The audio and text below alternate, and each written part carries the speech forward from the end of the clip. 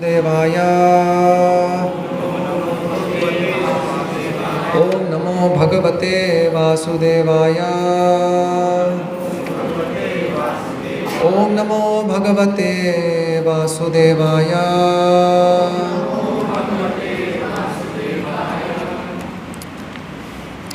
हम लोग पढ़ रहे हैं श्रीमद् भागवतम से स्कंद 4 अध्याय 20 श्लोक संख्या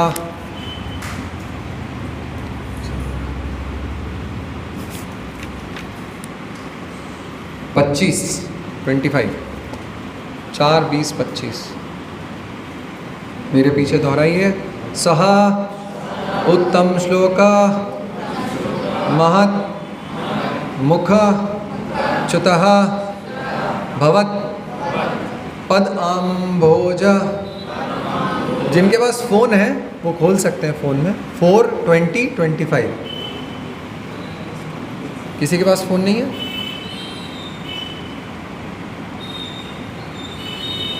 कोई दोहराएगा तो दोहराना चाहेगा तो। मुख च्युतः भवत् पद अम्भोज सुधा कण अनिलः स्मृतिं पुनः विस्मृत तत्व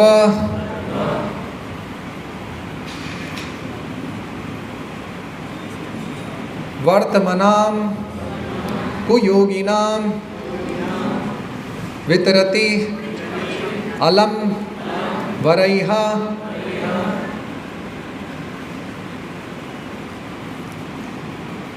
खोल लिया है फ़ोन में? दोहरा सकते हैं? खोला है फ़ोन में 4:20-25। हाँ मैं बोलूँगा उसके बाद खोल लीजिए फ़ोन में 4:20-25।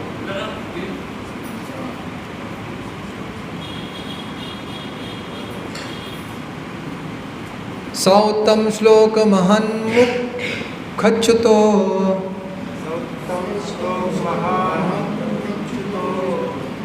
भवत्पदाम्भोज सुधा कणानिलः स्मृतिं पुनर्विस्मृत तत्त्ववर्त्मनां कुयोगिनां नो वितर्यलं वरैः।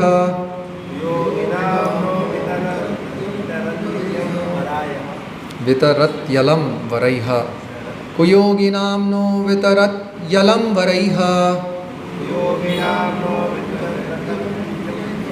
उसको धीरे से पढ़ना पड़ेगा, वो थोड़ा सा टेढ़ा शब्द है। कुयोगिनां नो वितरत्यलं वरैः।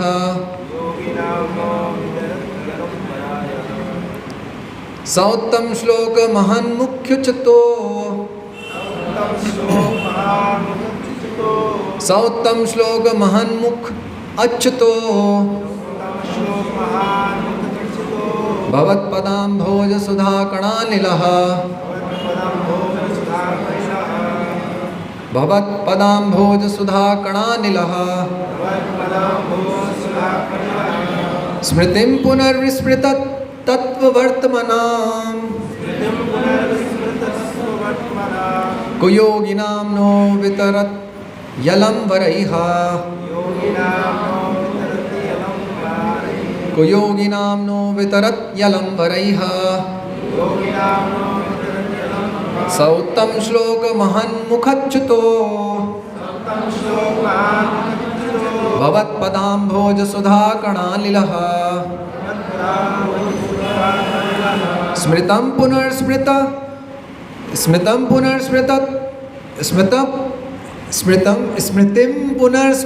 तत्त्ववर्त्मनां कुयोगिनां नो विरत्यलं वरैः। कुयोगिनां नो विरत्यलं वरैः। वितरत्यलं वरैः। थोड़ा सा श्लोक कठिन है बोलने में। ओके। शब्दार्थ अनुवाद एवं तात्पर्य कृष्ण कृपा मूर्ति अभय चरणारविंद भक्ति वेदांत स्वामी श्रील प्रभुपाद जी के द्वारा।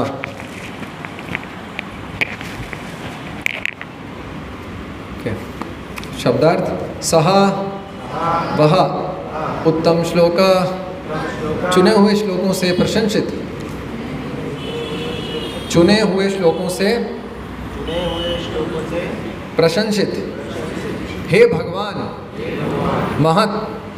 महान भक्तों के मुखच्युतः मुख से निकली भवत आपके पदाम भोज चरण कमलों से सुधा अमृत के कण छोटे छोटे खंड अनिलह सुखकर वायु स्मृतम स्मरण शक्ति पुनः फिर विस्मृत भूली हुई तत्व सत्य के प्रति वर्तमानाम ऐसे पुरुषों का जिनका पथ कुयोगी नाम जो भक्ति में नहीं लगे, ऐसे पुरुषों का नह हम सबों का वितरति पुनः देता है अलम वृथा वरैह अन्यवर। अनुवाद, हे भगवान महान पुरुष आपका महिमा गान उत्तम श्लोकों द्वारा करते हैं। आपके चरण कमलों की प्रशंसा केसर कणों के समान है। जब महापुरुषों के मुखों से निकली दिव्य वाणी आपके चरण कमलों की केसर धूलि से की सुगंध का वहन करती है तो विस्मृत जीवात्मा आपसे अपने संबंध को स्मरण करता है। इस प्रकार भक्तगण क्रमशः जीवन के वास्तविक मूल्य को समझ पाते हैं। अतः हे भगवान, मैं आपके शुद्ध भक्त के मुख से आपके विषय में सुनने का अवसर प्राप्त करने के लिए के अतिरिक्त किसी अन्य वर की कामना नहीं करता। तात्पर्य, पिछले श्लोक में व्याख्या की जा चुकी है कि शुद्ध भक्त के मुख से ही भगवान की महिमा सुननी चाहिए। इसकी और आगे व्याख्या यहाँ की जा रही है। शुद्ध भक्त की दिव्य वाणी इतनी शक्तिमान होती है कि उसमें जीवात्मा को भगवान के साथ अपने शाश्वत संबंध का स्मरण हो आता है। इस जगत में माया के वशीभूत होने से हमने भगवान के प्रति अपने संबंध की विस्मरण कर दिया है। जिस प्रकार की प्रगाढ़ निद्रा में मनुष्य अपने कर्तव्यों को भूल जाता है, वेदों में कहा गया है कि हम सभी माया के प्रभाव के अंतर्गत सोए हुए हैं।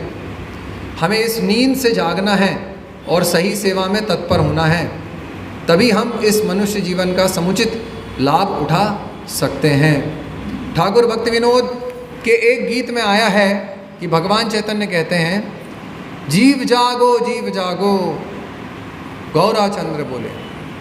भगवान प्रत्येक सुप्त जीवात्मा को जगने और भक्ति में लगने के लिए कहते हैं, जिससे उसके इस जीवन के उद्देश्य की पूर्ति हो सके। यह उद्बोधन शुद्ध भक्त के मुख से निकलता है।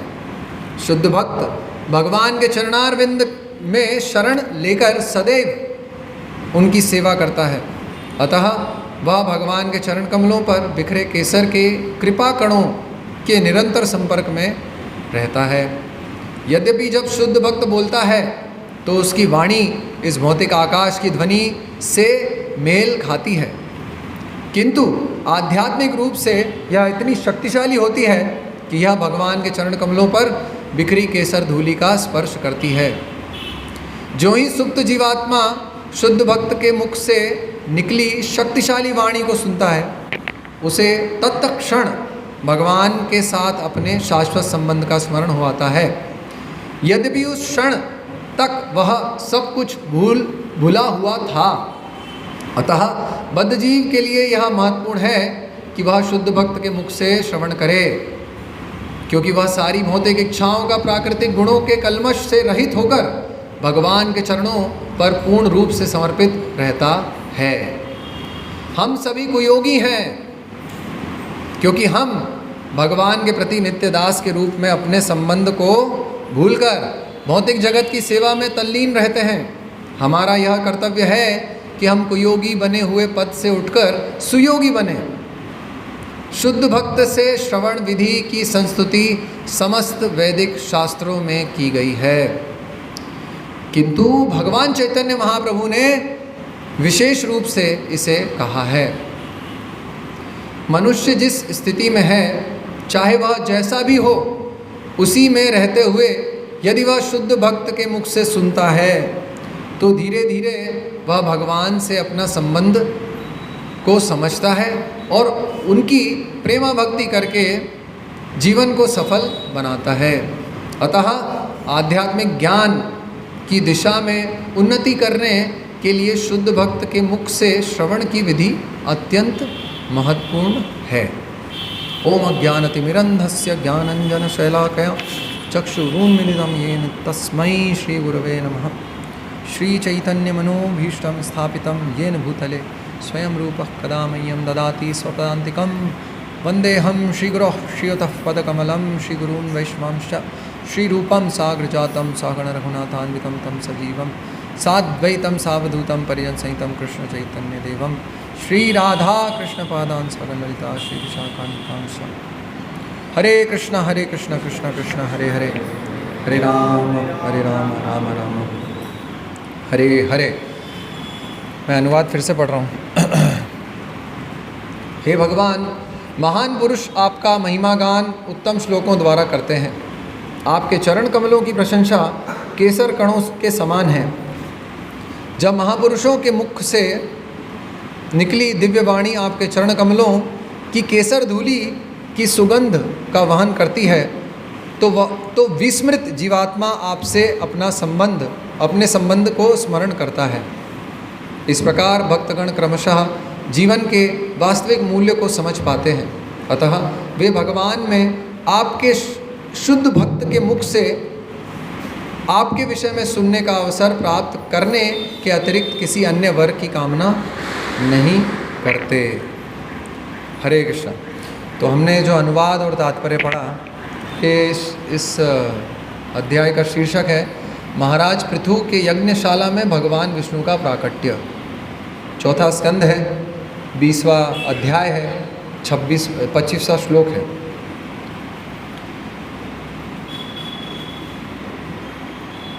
कैसे कोई व्यक्ति भक्ति में प्रवेश करता है और कैसे उसको भक्ति में जो प्रवेश करके जो अभीष्ट है भगवान की प्राप्ति वो कैसे हो पाती है ना, उसके बारे में ये श्लोक में वर्णन है। तो भक्ति हमें कैसे मिलती है? भक्ति कैसे मिलती है? यहाँ पे जितने लोग हैं उनको भक्ति कैसे मिली? भक्ति मिल गई क्या? पहला प्रश्न तो ये होना चाहिए। हाँ, भक्तों की कृपा से भक्ति मिलती है।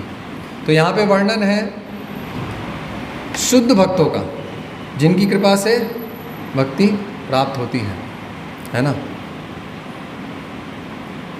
और जो भक्त वास्तव में जिसका एकमात्र हेतु भक्ति प्राप्त करना है, वो क्या प्रार्थना करता है भगवान से, उसका वर्णन है यहाँ पे। वो क्या प्रार्थना करता है? वो प्रार्थना करता है, अतः हे भगवान, मैं आपके शुद्ध भक्त के मुख से आपके विषय में सुनने का अवसर प्राप्त करने के अतिरिक्त किसी अन्य वर की कामना नहीं करता। ये भक्त है जो कि शुद्ध भक्त सुनने की कामना कर रहा है। क्यों कर रहा है? ताकि वो भी शुद्ध भक्त बन जाए, उनके जैसा शुद्ध भक्त बन पाए, है ना। ठीक है। तो ये प्रार्थना सामान्य लोग नहीं करते, जो वास्तव में गंभीर हैं भक्ति के प्रति, वो लोग इस प्रकार की प्रार्थना करते हैं। तो यहाँ पे वर्णन आ रहा है बार बार कि सुनना चाहिए। किस विषय में सुनना चाहिए? भगवान कृष्ण के विषय में सुनना चाहिए, ये वर्णन है। प्रभुपाद लिख रहे हैं यहाँ पे तात्पर्य में भी। अब भगवान कृष्ण के बारे में सुनना चाहिए, लेकिन यहाँ पे बता रहे हैं किससे सुनना चाहिए भगवान कृष्ण के बारे में। तो क्या बता रहे हैं किससे सुनना चाहिए? प्रभुपाद यहाँ लिख रहे हैं शुद्ध भक्त से सुनना चाहिए, है ना।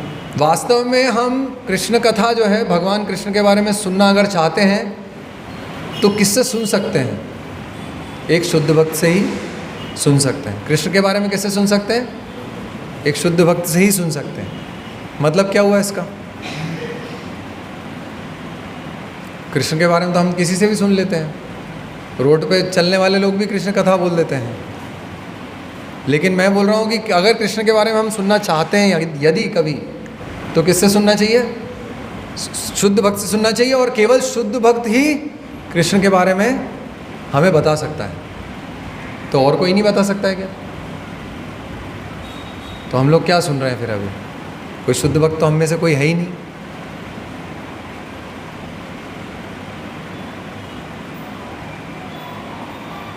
सनातन गोस्वामी क्या कहते हैं? कृष्ण कथा सुननी है तो किससे सुननी चाहिए? क्या है वो श्लोक? मुखोद्गीर्णम, क्या है वो? पूतम हरि कथा अमृतम। शुरू कैसे होता है वो? श्रवणम नैव कर्तव्यम। क्या है वो? सर्पोच्छिष्टम यथापया। शुरू कैसे होता है श्लोक? हाँ, अवैष्णव मुखोद्गीर्णम पूतम हरि कथा अमृतम श्रवणम नैव कर्तव्यम सर्पोच्छिष्टम यथापयः। मतलब क्या बोल रहे हैं यहाँ पे? सनातन गोस्वामी कह रहे हैं, यहाँ पे बोल रहे हैं तात्पर्य में कि कृष्ण कथा सुननी चाहिए, कृष्ण कथा सुननी चाहिए। फिर बोल रहे हैं किससे सुननी चाहिए? शुद्ध भक्त से सुननी चाहिए, शुद्ध भक्त को ढूंढना चाहिए, उससे सुननी चाहिए। और यहाँ पे सनातन गोस्वामी दूसरी तरफ बोल रहे हैं कृष्ण कथा नहीं सुननी चाहिए, नहीं सुननी चाहिए, नहीं सुननी चाहिए, ऐसा बोल रहे हैं। सनातन गोस्वामी कह रहे हैं ना, कृष्ण कथा श्रवणम नैव कर्तव्यम, कृष्ण कथा मत सुनो। क्यों बोल रहे हैं वो ऐसा? सारे शास्त्र, सब वैदिक सूत्र, सब क्या बोल रहे हैं? कृष्ण कथा सुनो, कृष्ण कथा सुनो, कृष्ण कथा सुनो। और किससे सुनो? शुद्ध भक्त से सुनो। यहाँ पे सनातन, बात मत कीजिए आपस में, यहाँ पे सनातन गोस्वामी क्या बोल रहे हैं? श्रवणम नैव कर्तव्यम, सुनो मत, कृष्ण कथा मत सुनो। क्यों बोल रहे हैं? क्योंकि अगर कृष्ण कथा सुननी है तो किससे सुनो? शुद्ध भक्त से सुनो। किससे मत सुनो? जिसकी भरपाई के क्या भरमार है अभी बाहर, इनसे मत सुनो। किससे मत सुनो? जैसे कि दूध होता है, अवैष्णव से मत सुनो कह रहे हैं, वैष्णव से सुनो। वैष्णव मतलब भगवान का शुद्ध भक्त, जिसका एकमात्र हेतु भगवान को प्राप्त करना है और कोई दूसरा हेतु नहीं है, ठीक है, जो केवल शुद्ध भक्ति कर रहा है भगवान की। अवैष्णव से मत सुनो कह रहे हैं। क्यों नहीं सुनना है अवैष्णव से कथा? वो उदाहरण दे रहे हैं, अवैष्णव से मत सुनना, क्योंकि क्या होगा? दूध होता है, दूध हमें क्या देता है? पोषण देता है ना। दूध में सारे पोषक तत्व होते हैं। अगर कुछ भी खाने को नहीं मिले, दूध हो तो हमारा काम चल जाएगा। उसमें सारे विटामिन और सब मिनरल सब कुछ होता है पर्याप्त मात्रा में, है ना। दूध एक कंप्लीट फूड है। दूध इतना पोषक होता है हमारे लिए। तो जब हम दूध पीते हैं तो हमें क्या मिलता है? उससे पोषण मिलता है शरीर को, है ना, पोषण मिलता है। लेकिन जब वो दूध को एक सर्प चख लेता है, सर्प, तो क्या हो जाता है? वो दूध, उस दूध में क्या हो जाता है? विष मिल जाता है। अभी एक स्टेप आगे चलेंगे, एक स्टेप। दूध में क्या हो जाता है? विष मिल जाता है। तो दूध क्या हो जाता है? विषैला हो जाता है, ठीक है।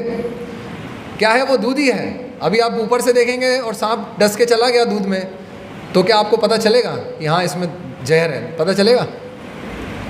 दिखेगा तो कैसा? दूध जैसे ही दिखेगा। कृष्ण कथा किसी से भी सुनेंगे तो कृष्ण कथा ऐसी सुनने में आएगी। तो दूध जैसे ही दिखेगा, लेकिन उसको क्या कर गया है? सर्प डस गया है, वो हमें मालूम नहीं है। तो अगर हम उस दूध को पिएंगे, उसकी क्वालिटी भी सेम रहेंगी, दिखेगा भी सेम, और जब पिएंगे तो शक भी नहीं होगा कि इसमें जहर है। यही तो विशेषता है। इसलिए तो जहर दे के मारा जाता था ना पहले राजा महाराजाओं को, क्योंकि थोड़ा विष मिलाते हैं तो पता नहीं चलता है और मृत्यु भी हो जाती है। तो जब हम वो दूध पिएंगे तो दूध सेम है, दूध का स्वाद भी सेम है, दिखने में भी सेम है, अंतर नहीं कर पाएंगे आप लोग। और लेकिन जब हम पिएंगे तो क्या पोषित होगा? दूध से पोषण मिलेगा। क्या पोषित होगा? विष पोषित होगा हमारे शरीर में, विष का पोषण होगा हमारे शरीर में। क्या होगा? विपरीत प्रभाव होगा दूध का। दूध ही है, दूध पिया हमने, लेकिन उसका प्रभाव कैसा हो जाएगा? विपरीत प्रभाव होगा। और क्या प्रभाव होगा? विष का प्रभाव हो जाएगा। और हम कैसे हो जाएंगे? विषैले हो जाएंगे, दूषित हो जाएंगे हम। पिया दूध ही है, स्वाद भी दूध का ही था, लेकिन सर्प ने डस लिया उसको। अभी समझ में है? इसलिए मना करते हैं कि अवैष्णव के मुख से कथा कृष्ण की श्रवणम नैव कर्तव्यम, उससे कभी कृष्ण कथा नहीं सुननी चाहिए, है ना। क्योंकि जो कृष्ण कथा का प्रभाव है, जो अपेक्षित प्रभाव है कृष्ण कथा का, वो क्या हो जाएगा? वो बदल जाएगा, वो उल्टा प्रभाव, विपरीत प्रभाव आएगा उसका, है ना। क्योंकि उसमें क्या है? उसमें विष है। उसमें वास्तव में दूध तो क्या होता है? पूतम हरि कथा अमृतम, भगवान की जो कथा है, जो वो दूध है, वास्तव में वो तो क्या है? अमृत के समान है, वो अमृत है। अमृत मतलब जिससे हमारे प्राण बढ़ते हैं, पोषण बढ़ता है, आयु बढ़ती है अमृत से। लेकिन यहाँ पे क्या कह रहे हैं? लेकिन ऐसी कृष्ण कथा से आपकी कृष्ण भक्ति जो है वो समाप्त होने वाली है, वो खत्म हो जाएगी। इसलिए ऐसी कथा हमें कभी सुननी नहीं है। साधु सावधान, जितने लोग यहाँ पे, हम लोग कहीं और श्रवण नहीं करना है, सही जगह से श्रवण करना है। नहीं तो प्रभाव कैसा होगा? देखेगा दूध जैसा, पीने में भी दूध जैसा होगा, लेकिन पोषित होगा विष, ठीक है। इसलिए यहाँ पे इस श्लोक में बता रहे हैं, महिमा मंडन कर रहे हैं भगवान के शुद्ध भक्तों का, कि उनके मुख से कथा सुनने का प्रभाव कैसा होता है। उनके मुख से कथा सुनने का प्रभाव क्या होता है? कृष्ण भक्ति, उसमें पोषण मिलता है हमारी कृष्ण भक्ति में, और हम भक्ति में प्रगति करते हैं, भक्ति में हमें धक्का लगता है। और उसके विपरीत जब हम ऐसे लोगों से सुनते हैं जो विषैले हैं, सर्प के समान, जो भगवान के भक्त केवल दिखने के लिए हैं, लेकिन वास्तव में भगवान का भक्ति करना उनका हेतु नहीं है, आपको भगवान की भक्ति देना उनका हेतु नहीं है, तो क्या होगा? उसका प्रभाव विपरीत होगा, है ना। तो हमारी भक्ति क्षीण होगी, उससे जो बची कुची हम कर रहे हैं वो भी क्षीण हो जाएगी। इसलिए शास्त्र में हमें सावधान भी किया जाता है। हर जगह वर्णन है कि हरि कथा सुनिए, हरि कथा सुनिए, लेकिन इसका वर्णन भी है कि कहाँ सुनिए, ठीक है, किससे सुनिए। ओके।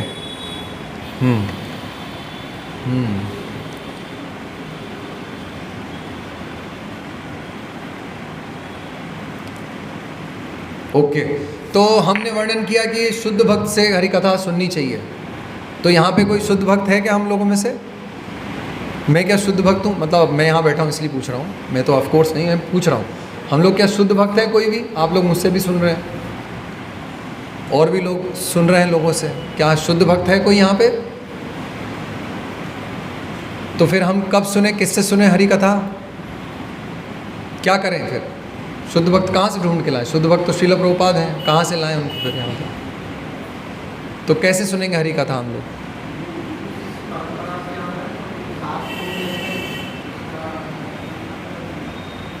हाँ, कुछ चीज़ें आपने बताई। तो शुद्ध भक्त का वर्णन क्या है? शुद्ध भक्त मतलब, शुद्ध भक्त का हम हमेशा ऐसे सोचते हैं कि वो हमेशा भगवान के भाव में होगा, रो रहा होगा बैठ के, लौट रहा होगा, अष्टविकार दिख रहे होंगे उसमें, ऐसा हम लोग का विचारधारा रहती शुद्ध भक्त के प्रति, है ना। कुछ खाता पीता नहीं होगा, है ना, ऐसे पागल जैसे घूमता होगा, भगवान की भक्ति में लीन होगा और कुछ कार्य नहीं करता होगा, ऐसे हमारे विचार शुद्ध भक्त के प्रति बनते हैं। सामान्यतः ऐसे भक्त, शुद्ध भक्त मतलब प्रभुपाद ऐसा कभी विचार नहीं किए, ना कभी ऐसा व्यक्त किए, है ना। उल्टा तो प्रभुपाद मना किए, अपने जो शिष्य हैं उनको इस प्रकार के लोगों से सुनने को मना भी किए, क्योंकि इसमें ज़्यादातर लोग तो ढोंगी होते हैं। तो कैसे हम, क्योंकि शुद्ध भक्त तो बहुत कम होते हैं, शुद्ध भक्त तो बहुत ही विरले हैं, इस पूरे ब्रह्मांड में बहुत विरले हैं शुद्ध भक्त, तो किससे सुनना चाहिए? कम से कम ऐसा व्यक्ति जिसका हेतु केवल कृष्ण भक्ति है ना, और कोई दूसरा अन्य हेतु नहीं है ना।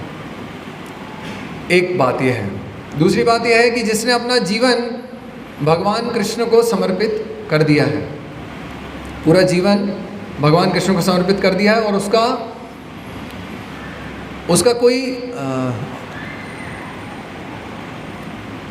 भगवान से कोई लाभ प्राप्त करने का हेतु नहीं है ना। एटलीस्ट जिसकी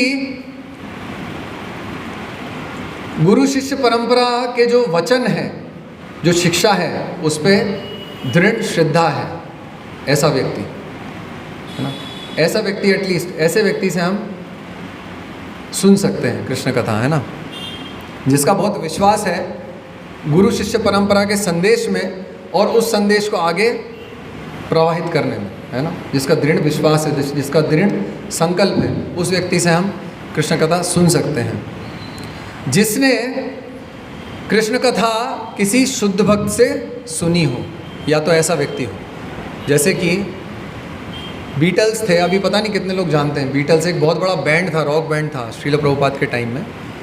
ये जो गोविंदम आदि पुरुषम हम लोग सुनते ना सुबह, ये उसके स्टूडियो में ही रिकॉर्ड हुआ है, बीटल्स के स्टूडियो में रिकॉर्ड किया है। बहुत बड़ा व्यक्ति था ये।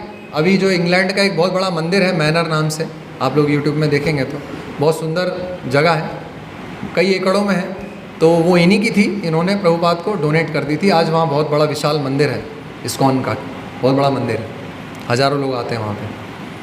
तो किसी भक्त ने पूछा श्रील प्रभुपाद से कि ये जो बीटल्स रॉक बैंड वाला है, वो बहुत बड़ा कोई फॉलोअर नहीं था श्रील प्रभुपाद का, लेकिन उसने केवल श्रील प्रभुपाद से भगवान का नाम सुना था। और उसने क्या किया, वो गायक था, बहुत ही कुशल गायक था, और हजारों उसके फॉलोअर, लाखों फॉलोअर थे पूरे विश्व में। तो उसने क्या किया, रिकॉर्ड बनाया भगवान के महामंत्र का, अभी भी हैं वो सब रिकॉर्ड्स हैं। उस टाइम वो रिकॉर्डर चलता था, ग्रामोफोन बड़ा वाला, तो उसने रिकॉर्ड बनाया और वो बहुत भयंकर वायरल हो गया। आजकल हम बोलते हैं ना यूट्यूब पे वायरल हो जाना, वो बहुत वायरल हो गया उस समय से ये वायरल था। हरे कृष्णा महामंत्र गोज वायरल, क्योंकि बीटल ने गा दिया उसको। तो जब भक्तों ने प्रभुपाद से पूछा कि ये तो बीटल, ये तो साधारण व्यक्ति ने ये हरे कृष्णा महामंत्र गाया, तो क्या इसका कोई प्रभाव होगा क्या लोगों पे? हरे कृष्णा मतलब भगवान के बारे में कीर्तन जब होता है तो उसका प्रभाव होना चाहिए ना कोई। तो उन्होंने पूछा इसका कोई प्रभाव होगा क्या सामान्य जनता पे? तो प्रभुपाद ने कहा हाँ अवश्य होगा, क्योंकि उसने ये मुझसे सुना है। प्रभुपाद ने ये बोला, क्योंकि प्रभुपाद एक शुद्ध भक्त है, और एक शुद्ध भक्त से सुनने का प्रभाव अवश्य होता है, 100% फलित होता है वो। तो हम लोग भी प्रचार करते हैं ना, तो हम लोग की क्या योग्यता है प्रचार करने की? किसी को भी प्रचार करने की कोई योग्यता है क्या हमारी? तो हम लोग किस योग्यता पे प्रचार करते हैं? क्या योग्यता है हमारी? क्योंकि हमने गुरु शिष्य परंपरा का संदेश लेके आए हैं, एक बात। और हमारा प्रचार करने का कोई दूसरा हेतु नहीं होता। किसी के पास जब हम जाते हैं तो हमारा कोई हेतु होता है क्या कि हमें कमीशन मिलेगा भगवत गीता पे, आप पैसा दे दो, या आपसे हम कुछ कमा लें, या आपकी पोजीशन से हमें कुछ फ़ायदा मिलेगा, हम ऐसा कुछ सोचते हैं?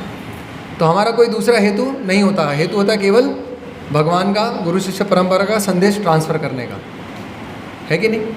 और सबसे महत्वपूर्ण बात ये होती है कि हमने सुना होता है एक शुद्ध भक्त से, है ना, इसलिए हम वो संदेश को देने के योग्य होते हैं। और उस संदेश का प्रभाव हम जैसे कनिष्ठ लोगों को बोलने पे भी हो जाता है, क्योंकि वो संदेश किसका है? वो एक शुद्ध भक्त के माध्यम से संदेश आ रहा है ना, उसी का वर्णन है, उस संदेश का प्रभाव होगा, है ना। यहाँ पे लिख रहे हैं, देखिए बोलने में बहुत लोग दक्ष हो सकते हैं, बोलने की आजकल ट्रेनिंग भी देते हैं, आपको पता है, बोलने की ट्रेनिंग भी होती है, कैसे बोलना है आपको, इसका अभ्यास किया जाता है, कैसे प्रभावशाली वक्ता बने आप यूट्यूब पे देखेंगे तो शायद हज़ारों वीडियो मिल जाएंगे आपको यहाँ पे एक चुटकुला छोड़ना है, ये सेंटेंस के बाद ये सेंटेंस में जाना है, सब उसमें कलाएं हैं, कैसे आपको बोलना है, तो लोग सब प्रभावित हो जाएंगे। हमने किसी ने नहीं सीखी वो कला, हम तो बस बोलते हैं यहाँ बैठ के, हमारे को कुछ नहीं आता है, ना कोई वक्ता कोई सीखता है ऐसे। हम तो क्या कर रहे हैं, प्रभुपाद का संदेश बोलने का प्रयास करते हैं, जो सुना है वही बोलना है, उसमें कोई कलाकृति नहीं सीखनी, है ना। बोलने की टोन ऐसी होनी चाहिए, इस समय ऐसे बोलना चाहिए, ये सब होता है, फिक्स होता है, उस ट्रेनिंग दी जाती है, उसकी अभ्यास किया जाता है। एक बहुत प्रभावशाली वक्ता हुआ है इस पूरे एरा में, इस काल में, इस सबसे प्रभावशाली वक्ता एक हुआ है। कौन है बताइए? संजीव जी पत्रकार हैं आप, बताइए सबसे प्रभावशाली वक्ता। बहुत ही बेकार आदमी है, कोई मतलब कोई उसको डराना चाहे तो उसका नाम लेता है, वो आ जाएगा। गब्बर सिंह की बात नहीं कर रहा हूँ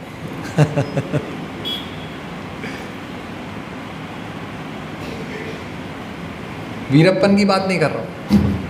प्रभावशाली वक्ता, अभी यूट्यूब पे वीडियो है उसके ऐसा प्रभावशाली वक्ता नहीं है अभी भी।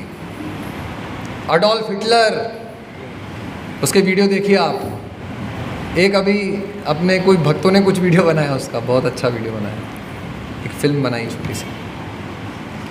बहुत प्रभावशाली वक्ता एडोल्फ हिटलर, जर्मनी, सुना है ना उसका नाम? सबने ही सुना होगा हिटलर का नाम। तो अभी जाके वीडियो भी देखिए उसका एक आध। बहुत प्रभावशाली वक्ता है। ऐसा बोलता था कि जब बोलता था तो सब लोग के अंदर वो उसका जो चाहता था वो सब उनके अंदर प्रवाहित होने लगता था, और वो ही करते थे जो वो चाहता था। ऐसा वक्ता था वो, इतना प्रभावशाली। मतलब उसका एक बोलने का तरीका था, धीरे से बोलना शुरू करता था, उसकी टोन बढ़ती इतनी हाई जाती थी कि लोग हिल जाते थे लास्ट तक। तो मतलब कंपन हो जाता था लोगों को, अष्टविकार आ जाते थे। वास्तव में बहुत प्रभावशाली वक्ता था।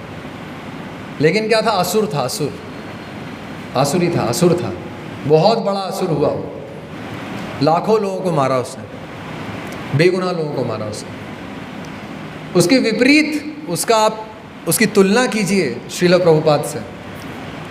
श्रील प्रभुपाद भी बहुत प्रभावशाली वक्ता हैं। हमारे लिए उनसे प्रभावशाली वक्ता इस एरा में नहीं है कोई। एडोल्फ हिटलर का तो मैं जस्ट कंपैरिजन के लिए उदाहरण दे रहा हूँ। हमारे लिए तो वो असुर है, साधारण एक असुर है। लेकिन प्रभावशाली वक्ता में प्रभुपाद हैं, जिनकी वाणी का ऐसा प्रभाव है। देखिए आज सारे लोग हम यहाँ बैठे हैं, उनकी वाणी का प्रभाव है। देश विदेश में लोग भक्ति कर रहे हैं, अभी भी उनकी वाणी का प्रभाव है। कैसे वो प्रभाव है? यहाँ पे लिख रहे हैं इस श्लोक में कि वो जो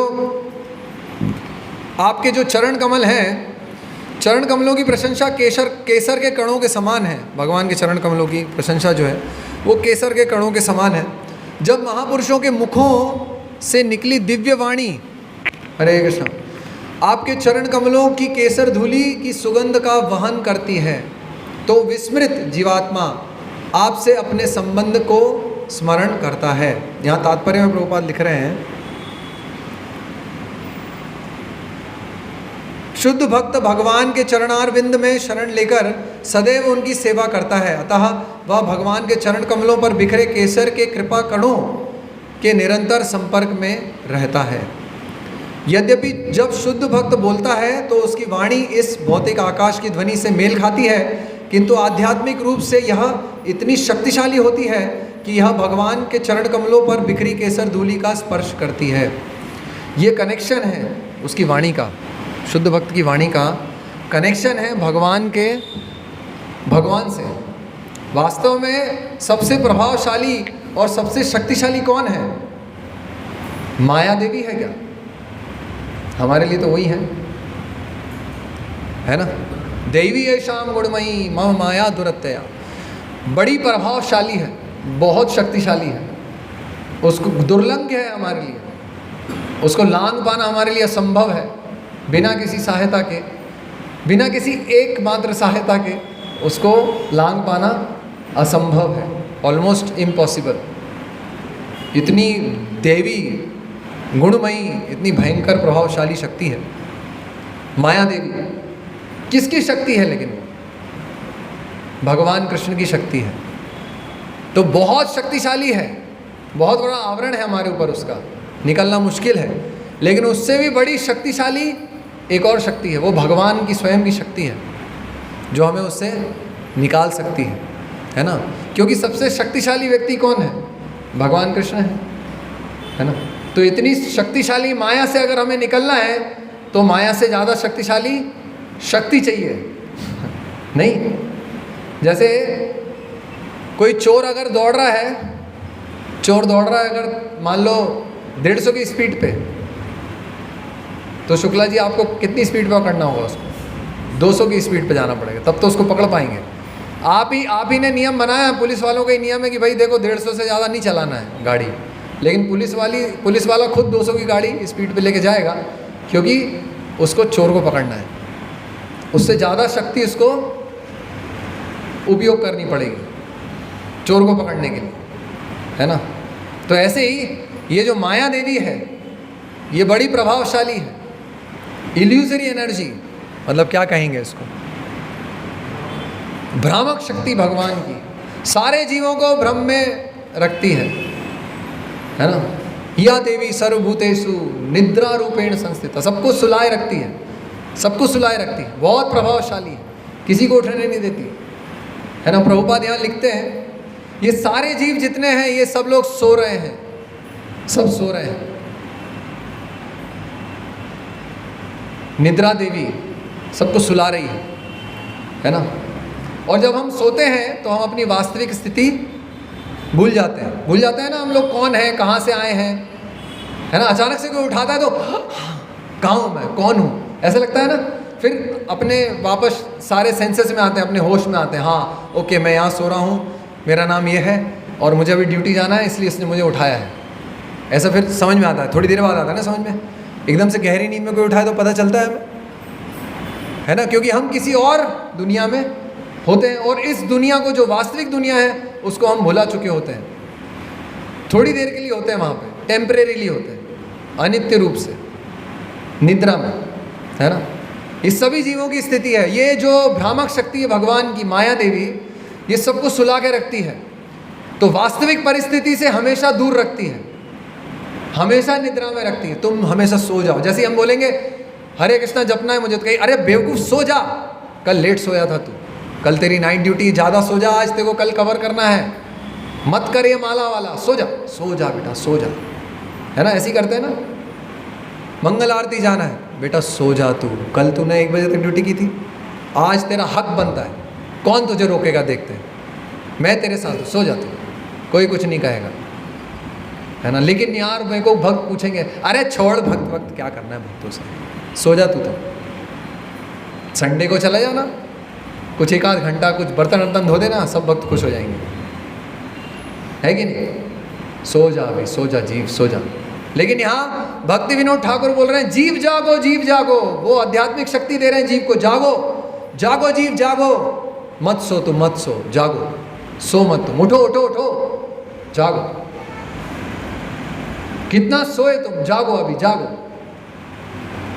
वो जीव कंबल ओढ़ रहा है, वो भक्त, शुद्ध भक्त आ रहा है, वो कंबल खींच रहा है, उठ भाई उठ, वो ओढ़ रहा है, खींच रहा है कंबल, नहीं मुझे नहीं उठना, मुझे सोना है। वो शक्ति बहुत प्रभावशाली है और ज़्यादातर तो वही शक्ति के प्रभाव में आके कंबल ओढ़ के सो जाते हैं। ज़्यादातर उसी शक्ति की विजय होती है ना, वही शक्ति जीतती है ज़्यादातर तो, और हम हमेशा बेचारे लाचार परास्त होते रहते हैं, है ना। लेकिन भगवान की व्यवस्था है, उस शक्ति से निकलने के लिए भगवान की व्यवस्था है, भगवान स्वयं है, भगवान के शुद्ध भक्त हैं। और इस भयंकर मायावी शक्ति से निकलने के लिए, जो बहुत दुर्लंघ्य है, हमें किसी शुद्ध भक्त की सहायता चाहिए होगी, हमें भगवान की कृपा चाहिए होगी, हमें भगवान की कृपा को आकर्षित करना होगा। फ्री में नहीं मिलती कुछ भी चीज़, कुछ चीज़ फ्री में नहीं मिलती, उसकी कॉस्ट देनी पड़ती है। इस जगत में कोई भी चीज़ बिना किसी टैक्स के कभी नहीं मिलती। अगर कोई चीज़ पानी है तो उसका टैक्स भरने के लिए तैयार हो जाइए, टैक्स देना ही पड़ेगा, है ना। हर चीज़ पे तो टैक्स दे ही रहे हैं, तो कुछ चाहिए अगर सेंस ग्रेटिफिकेशन, इंद्रिय भोग, तो उसका भी टैक्स देना पड़ता है ना, देना पड़ता है। तो भगवान की कृपा शक्ति को आकर्षित करने के लिए, जो कि सबसे प्रभावशाली है, जो सबसे शक्तिशाली शक्ति है भगवान की कृपा, उसको आकर्षित करना होगा, तब जाके ये माया से हम बाहर निकल पाएंगे, है ना। हम रोज़ इस प्रार्थना को गाते हैं यहाँ पे बैठ के, खड़े होके, रोज़ प्रतिदिन हम गाते हैं, संसार दावा नलली ढलोका, दावा नलली ढलोका, त्राणाय कारुण्य घना घनत्व, प्राप्तस्य कल्याण गुणार्णवस्य वंदे गुरो श्री चरणार विद्नव। क्या मतलब हुआ इसका? ये जो कृपा है भगवान की कृपा कैसी तुलना की गई है यहाँ पे? भगवान Krishna's mercy is like oceanic. भगवान की कैसी है? भगवान की कृपा ओशियानिक है। ओशियानिक मतलब समुद्र के समान अथाह है भगवान की कृपा, है ना। लेकिन वो प्राप्त कैसे होती है समुद्र की कृपा? समुद्र से कैसे प्राप्त होगी वो कृपा? वो वर्षा के रूप में प्राप्त होती है। जीव को कैसे कृपा मिलती है? समुद्र के माध्यम से, वर्षा के रूप में। वो वर्षा कौन लेके आता है? कौन लेके आता है? क्या गाते हैं हम सुबह? संसार दावा नलली ढोलो का, किसी को पता नहीं है क्या? वर्षा कौन लेके आता है? बादल लेके आते हैं ना। वो कृपा कौन लेके आता है? बादल लेके आते हैं वो कृपा, है ना। एक बार कहीं पे उड़ीसा में कहीं बारिश नहीं हो रही थी, सूखा पड़ रहा था, तो प्रभुपाद ने कहा अरे आप लोग तो बहुत शक्तिशाली हैं, आपके पास बहुत सारे उपकरण हैं, विद्युत शक्ति है आपके पास, साइंटिस्ट हैं, तो जाइए यहाँ पे समुद्र है, वहाँ से पानी ले आइए, सूखा क्यों पड़ेगा? सूखा पड़ने ही नहीं चाहिए, उठा लाइए पानी। है शक्ति आप लोगों के पास पानी उठा के लाने की समुद्र में से? कर सकते हैं ऐसा? आप कर सकते हैं मनोज जी? पानी नहीं गिरा तो समुद्र से 2-3 बाल्टी पानी ला के खेत में डाल दें, हो जाएगा? जाना पड़ेगा, वहाँ से भर के लाएंगे ट्रेन में, बैलगाड़ी में लाना पड़ेगा, ट्रेन भी बंद हो जाएगी तो कब आएंगे, कब खेती होगी पता नहीं। संभव है जीव के लिए? चलो सारे आप एरोप्लेन से चले जाओ तो संभव है? कितना पानी ला पाएंगे? कितने लोगों के लिए लाएंगे? संभव नहीं है ना। तो वो केवल भगवान की व्यवस्था से ही आ सकता है, प्राकृतिक व्यवस्था से वो पानी, ठीक है। सूर्य के ताप से वो जो भगवान की जो कृपा है, सूर्य के ताप से वो बादल में परिवर्तित हो जाती है, ठीक है। और वो बादल फिर जहाँ जहाँ आवश्यकता होती है वो वर्षा करते हैं, है ना। तो कृपा जो है भगवान की, वो बादल लेके आते हैं। मतलब वो कृपा जो अथाह समुद्र के समान जो वहाँ पड़ी हुई है, जो हमसे बहुत दूर है अभी, वो हमारे गुरुजन हमारे तक लेके आते हैं। ये हम प्रार्थना करते हैं। मतलब गुरुजन मतलब शुद्ध भक्त भगवान के, वो कृपा वहाँ से लेके वर्षा करते हैं हमारे ऊपर, हम जैसे सभी बद्ध जीवों को, और जगाते हैं, जागो, वो कृपा देते हैं, है ना, जिससे हम इस नींद से जाग सकते हैं और वापस अपने होश में आ सकते हैं, है ना। एक व्यक्ति जब सोता है तो उसको कैसे जगाया जाता है? कैसे जगा सकते हैं किसी व्यक्ति को जो सोता है गहरी निद्रा में? श्रवण करके, आवाज़ से, शब्द से जगा सकते हैं उसको, है ना। उस व्यक्ति को शब्द से जगा सकते हैं। तो ये जो भगवान के शुद्ध भक्त होते हैं, ये यहाँ पे बता रहे हैं, क्योंकि उनका संबंध होता है भगवान कृष्ण से, सीधा संपर्क होता है उनका, तो उनकी जो वाणी है वो भगवान के जो चरण कमल की जो कृपा है, जो वहाँ से कृपा शुरू होती है, वो कृपा को यहाँ पे उनकी वाणी हम तक पहुँचाती है। वो कोई साधारण वाणी नहीं होती। जैसे हिटलर है ना, उसकी वाणी कैसी है? एक साधारण व्यक्ति की तरह है ना। कुछ समय उसका प्रभाव होगा, लेकिन श्रील प्रभुपाद की वाणी कैसी है? उस वाणी का संपर्क किससे है? सीधे भगवान से है ना। क्योंकि उस वाणी का संपर्क भगवान से है, तो अवश्य वो वाणी क्या होती है? इन सभी बद्ध जीवों पे प्रभावशाली होती है। उसका प्रभाव होता है हमारे जीवन में उस वाणी का, है ना। क्या प्रभाव होता है उस वाणी का? उस वाणी से जो हमारी सुप्त कृष्ण भक्ति है, नित्य सिद्ध कृष्ण भक्ति साध्य कबू ना आए, जो और किसी मेथडोलॉजी से और किसी विधि से जिसको पकड़ा नहीं जा सकता, उसको पकड़ा जा सकता है इस शुद्ध वाणी से, शुद्ध शब्दों से, एक शुद्ध भक्त के मुखारविंद से सुन के उसको पकड़ा जा सकता है। वो क्या है? नित्य सिद्ध कृष्ण भक्ति साध्य कबू ना आए, श्रवण आदि शुद्ध चित्ते करे उदय। उससे जो हमारी सुप्त कृष्ण भक्ति है वो जाग जाती है। कैसे समझेंगे इसको? जैसे कोई एक व्यक्ति है, सबको अनुभव होगा शायद, दांत किसी ने निकलवाए क्या? दांत या कोई ऑपरेशन हुआ है किसी का, छोटा मोटा होता है, सामान्यतः सभी लोग जानते होंगे। उसमें एनेस्थीसिया देते हैं ना, एनेस्थीसिया जानते हैं? एनेस्थीसिया सुन्न करना बोलते हैं साधारण शब्द में, हम लोग एनेस्थीसिया बोलते हैं मेडिकल टर्म्स में। तो एनेस्थीसिया देते हैं उसको, व्यक्ति को, मतलब उसको सुन्न कर दिया जाता है उस समय, कुछ समय के लिए। उस समय उसको कुछ पता नहीं चलता, उसको काट पीट के उसका जो भी निकालना है वो निकाल देते हैं, जो लगाना है वो लगा देते हैं, और फिर जीव को वापस जब होश आता है तब उसको पता चलता है अच्छा मेरी सर्जरी हो गई। उस समय हम पूरा दुनिया से बाहर होते हैं, कोई दूसरी जगत में होते हैं, है ना। और फिर वापस जब वो एनेस्थीसिया जाता है तो फिर से हमें अपनी जो क्या कहना चाहिए, जो हमारा चेतना है वो वापस आ जाती है ना। तो ऐसे ही ये जो माया शक्ति हमें एनेस्थीसिया देती है, ये माया शक्ति हमें एनेस्थीसिया देती है और बहुत लंबा एनेस्थीसिया देती है, कई जन्मों तक, जन्म जन्मांतर तक एनेस्थीसिया चलता है। यहाँ पे तो ऑपरेशन टेबल पे तो 1-2 घंटे, 4 घंटे, 5 घंटे रहते हैं एनेस्थीसिया में, उसके बाद कुछ घंटों बाद होश में आ जाते हैं। लेकिन ये एनेस्थीसिया जन्म जन्मांतर तक से चला आ रहा है, बहुत लंबा एनेस्थीसिया हो जाता है। एक व्यक्ति जब कोई चीज़ भूल जाता है, उसको हम लोग बोलते हैं मेडिकल टर्म में एमनेसिया। एमनेसिया, एमनेसिया मतलब भूल जाना, याददाश्त चली जाना। तो उसको याद करने के लिए क्या करना पड़ता है, कैसे याद दिलाया जाता है उसको?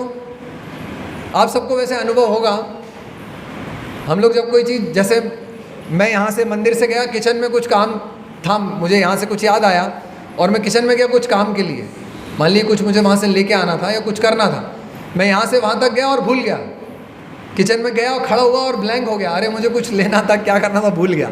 तो मैं क्या करूँगा याद करने के लिए? मैं वहाँ से फिर यहाँ आऊँगा, फिर उसी स्थिति में आऊँगा, उसी स्थिति में खड़ा होऊंगा, मैं क्या कर रहा था उस समय मुझे याद आया था। मैं उस समय प्लेट उठा रहा था भगवान की, तो मुझे याद आया अरे भगवान का पानी नहीं लाया, हाँ मुझे पानी लेके आना था, अभी याद आया, तो फिर जाऊँगा वहाँ पे पानी लेके वापस आ जाऊँगा। ऐसे करते हैं ना हम, याददाश्त वापस पकड़ने के लिए। तो ऐसे ही भगवान की जो विस्मृति है उसको पकड़ने के लिए क्या करना पड़ेगा?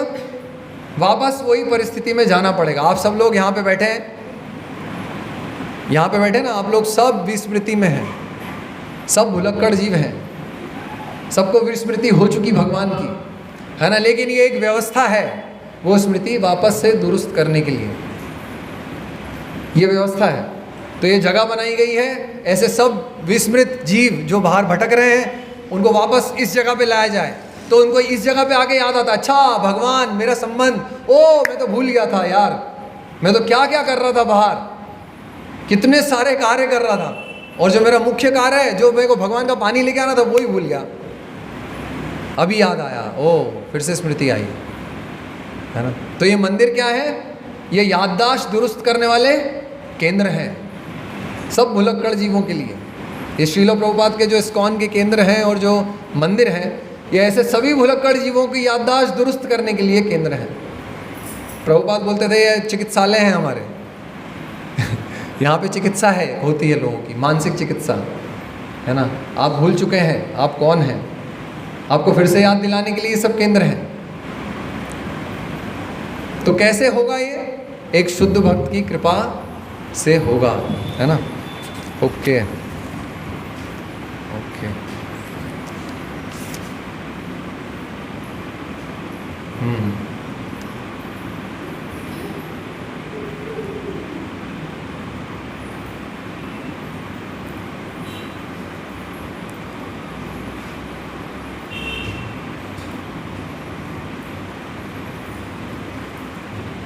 ओके।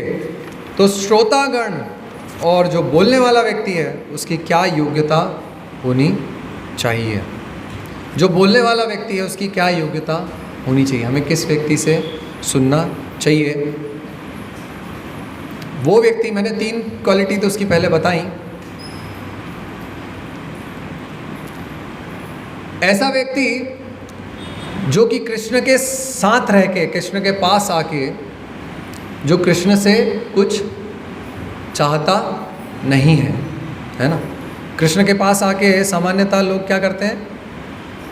लोग कुछ डिमांड करते हैं, कृष्ण मुझे ये दे दीजिए, कृष्ण मुझे वो दे दीजिए, है ना, कृष्ण ऐसा कर दीजिए, कृष्ण वैसा कर दीजिए। लेकिन शुद्ध भक्त कृष्ण के साथ रह के, जैसे अर्जुन है, युधिष्ठिर महाराज है, कुंती महारानी है, ये सब महान भक्त हैं भगवान के, प्रहलाद महाराज हैं, कभी भगवान से कुछ मांगते नहीं, है ना। ज्ञान कर्माद्य अनावृतम, इवन इनकी ये कामना भी नहीं होती कि हमें मुक्ति मिले भगवान से, ये कामना भी नहीं करते, है ना। कुछ डिमांड करना मतलब कुछ ग्रॉस सेंस ग्रेटिफिकेशन के लिए कुछ मांगना कि भगवान मुझे ये दे दो, वो दे दो, है ना। बहुत सारी चीज़ों, भगवान मेरा दुख दूर कर दो, भगवान मुझे पैसा दे दो, है ना, भगवान मुझे बड़ा आदमी बना दो, है ना। ये सब हम डिमांड करते हैं सामान्यतः। कर्म अनावृतम और ज्ञान अनावृतम, तो ज्ञान से क्या? मुक्ति की कामना।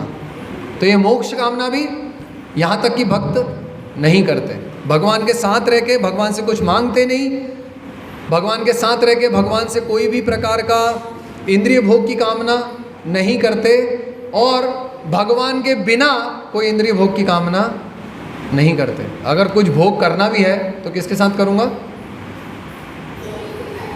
भगवान के साथ करूँगा। आप समझे मैं क्या कह रहा हूँ? भगवान के बिना इंद्रिय भोग की कल्पना नहीं करते, और जब भगवान के साथ रहते हैं तो भी इंद्रिय भोग की कल्पना नहीं करते। आप समझे? और भगवान के बिना भी इंद्रिय भोग की कल्पना नहीं करते। अगर कुछ भी मुझे सुख चाहिए तो भगवान आपके साथ होना चाहिए वो सुख। ये शुद्ध भक्त की परिभाषा है ना? ऐसे होते हैं शुद्ध भक्त। ओके, तो ये कामना भी नहीं करते। तो ऐसे व्यक्ति जो कि जिन्होंने गुरु शिष्य परंपरा से सुना है, और जो गुरु शिष्य परंपरा का संदेश यथारूप प्रवाहित कर रहे हैं, उसमें कोई भी परिवर्तन किए बिना, ऐसे भक्तों से हमें सुनना चाहिए। उसमें कोई परिवर्तन नहीं करते, मतलब उसमें कुछ जोड़ते नहीं, उसमें कुछ कम करते नहीं, उसमें कुछ माइनस नहीं, उसमें कोई प्लस नहीं, है ना? अनअडल्टरेटेड और अनडिविएटेड, है ना? ऐसे जो भगवान के संदेश का प्रवर्तन करते हैं, ऐसे लोगों से हमें सुनना है। ठीक है? किनसे नहीं सुनना है? हाँ, और अवश्य ही ऐसे व्यक्ति वो खुद भी भक्ति का अभ्यास अपने जीवन में करते होंगे, है ना? ये तो अवश्य है, वो अपने जीवन में भी भक्ति का अभ्यास करते होंगे और उसी भक्ति का प्रचार बाहर करते होंगे। ठीक है? और उनकी कोई भी ज्ञान कर्म आदि अनावर्तम, ये शुद्ध भक्ति की परिभाषा है। उनकी कोई भी कामना भगवान से नहीं होती। ऐसे भक्तों से हमें सुनना चाहिए, है ना? सुनने वाले की योग्यता क्या होनी चाहिए?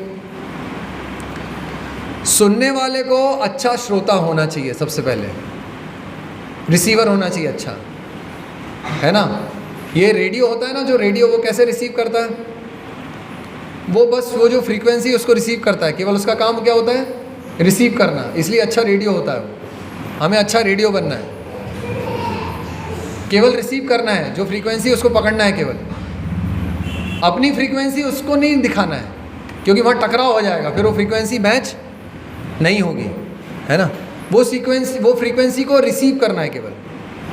ठीक है? श्रोतागण की क्या क्वालिटी होनी चाहिए? कि वो अच्छा श्रोता होना चाहिए, है ना? अच्छे श्रोता होने की क्या क्वालिटी है? कि वो अच्छा रिसीवर होता है, वो संदेश को अच्छा रिसीव करता है ना? मान लीजिए युद्ध हो रहा है और वहाँ से संदेश आ रहा है कि पाकिस्तान की सेना यहाँ पहुँच रही है, और हम सुन ही नहीं रहे हैं इधर से, हम अपना ही अपना बोल रहे हैं। अरे मैं तो ये यार, मेरा भी प्रसाद नहीं हुआ, मैं भूखा हूँ अभी, और ये बोले ही जा रहे हैं। अरे यार मेरा तो हथियार नहीं आया, वो गोलियाँ नहीं है, और इधर से बोल रहा है अबे वो टैंक तेरे मुंह के सामने घुस गया है, अभी तू जाग जा। वो सुन ही नहीं रहा है, तो क्या होगा? उसका जीवन समाप्त हो जाएगा, है कि नहीं? श्रोता ऐसा नहीं होना चाहिए, भरा हुआ नहीं होना चाहिए पहले से, या अपना ज्ञान प्रवाहित करने वाला नहीं होना चाहिए, अपना प्रभाव डालने वाले होते हैं कई लोग, नहीं, वैसा श्रोता नहीं होना चाहिए। कहीं से सुन के आ गए यूट्यूब से 15-20 जगह से, और इधर पे बताना शुरू करते हैं, ऐसे लोग नहीं होने। या बहुत सारी किताबें पढ़ ली हैं, वैसा श्रोता नहीं होना चाहिए। श्रोता मतलब अच्छा रिसीवर होना चाहिए, है ना? मतलब कैसा होना चाहिए? श्रोता जो सुनता है, जो वहाँ से प्रवाहित हो रहा है शुद्ध भक्त से। अच्छा श्रोता की क्या परिभाषा है? कि उसमें कोई भी अवरोध उसको श्रोता को उत्पन्न नहीं करना चाहिए अपनी तरफ से, वो अच्छा श्रोता होता है। आप समझ में आया?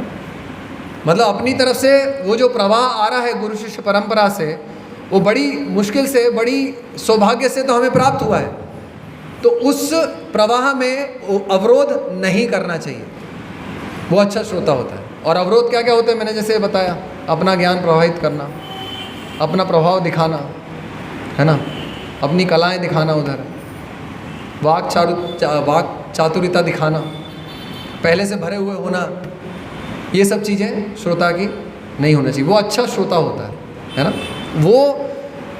वो सुन के ऐसे शुद्ध भक्त से इसका वास्तविक लाभ, वास्तविक प्रभाव जो होता है शुद्ध भक्त से सुनने का, वो प्राप्त कर सकता है, ऐसा श्रोता, है ना? सुनने वाला केवल जिज्ञासा के लिए ना सुने, केवल जिज्ञासाओं को शांत करने के लिए ना सुने, ऐसा श्रोता भी अच्छा नहीं होता है। जो केवल अपनी जिज्ञासाओं को शांत करने के एकमात्र यही हेतु है उसका, इसलिए सुनता है, वो श्रोता भी अच्छा नहीं होता। या फिर सुनने बैठा है और सोचता है कि ये मैं कथा सुनूंगा कृष्ण की तो मेरे घर में सब अच्छा होगा, मेरे सारे जो प्रॉब्लम है वो सब खत्म हो जाएंगे। ऐसा श्रोता अच्छा नहीं होता है ना। ओके, श्रोता का हेतु क्या होना चाहिए सुनने का? श्रोता का हेतु होना चाहिए जो कि हेतु शुद्ध भक्त का उसको देने का है, वो प्राप्त करने का हेतु होना चाहिए श्रोता का। मतलब शुद्ध भक्त का हेतु है उसको शुद्ध भक्ति देना, है ना, उसको कृष्ण भक्ति देना, उसको कृष्ण को देना। तो शुद्ध भक्त जो दे रहा है उसको प्राप्त करना उसका हेतु होना चाहिए। मतलब शुद्ध भक्त से शुद्ध भक्ति प्राप्त करना ये उसका हेतु होना चाहिए श्रोता का, है ना, ये उसका लक्ष्य होना चाहिए। ऐसा श्रोता जिसका हेतु अपनी आत्मशुद्धि है, केवल अपना शुद्धिकरण है। सुनने का हेतु क्या होना चाहिए? भगवान प्राप्त कब होंगे? जब हम शुद्ध हो जाएंगे, है ना। शुद्ध भक्त को कब हम अच्छे से रिसीव कर पाएंगे? जब हम शुद्ध हो जाएंगे, है ना। तो शुद्धिकरण की प्रक्रिया में एक तो हमें अवरोध नहीं प्रकट करना चाहिए अपनी तरफ से कोई, है ना। और हमारा हेतु होना चाहिए कि हाँ ये भक्त जो है ये मेरा शुद्धिकरण के एकमात्र हेतु से बोल रहा है, तो मैं उसको उस तरह से लूँ कि मेरा शुद्धिकरण हो, है ना। योगिनः कर्म कुर्वन्ति त्यक्त्वा संगम आत्मशुद्धये। जो भक्त होते हैं वो अपनी आत्मशुद्धि के लिए ही हर कार्य करते हैं, उनका कोई दूसरा कार्य करने का हेतु नहीं होता। तो अगर वो सुनते भी हैं तो किस लिए सुनते हैं? हेतु एक ही होता है उनका कि इससे मेरी आत्मशुद्धि होगी, है ना। ये एकमात्र उनका हेतु होता है। ओके, श्रीमद् भागवतम में इसका वर्णन है कि श्रवण करने से क्या प्रभाव होता है। क्या उसका वर्णन है? शृण्वताम स्वकथा कृष्ण पुण्य श्रवण कीर्तना हृदयंतस्थ अभद्राणी विदुनोति सुहृद सताम। ऐसी शुद्ध भक्त से सुनने में, ऐसी वाणी सुनने से क्या हो जाता है? हमारे ऐसी कृष्ण कथा सुनने से, जो कि शुद्ध भक्त के मुख से आ रही है, जिसका संबंध कृष्ण से है, क्योंकि शुद्ध भक्त कृष्ण कथा के अलावा, कृष्ण के संबंध के अलावा कोई बात और दूसरी करता नहीं, जिसका संबंध कृष्ण कथा से है, ऐसी वाणी अगर हम तक आती है तो उससे क्या होता है? हमारे हृदय के जो अभद्र हैं वो क्या हो जाते हैं? वो नष्ट हो जाते हैं। नष्टा प्रायेषु अभद्रेषु, ऑलमोस्ट वो खत्म हो जाते हैं, है ना। इसके खत्म होने से क्या लाभ होता है?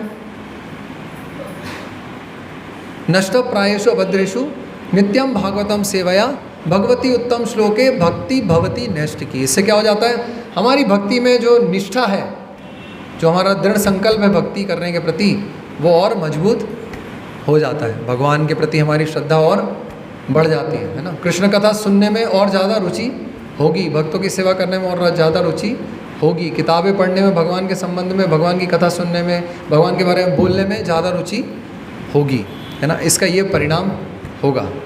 उसके आगे क्या बोलते हैं?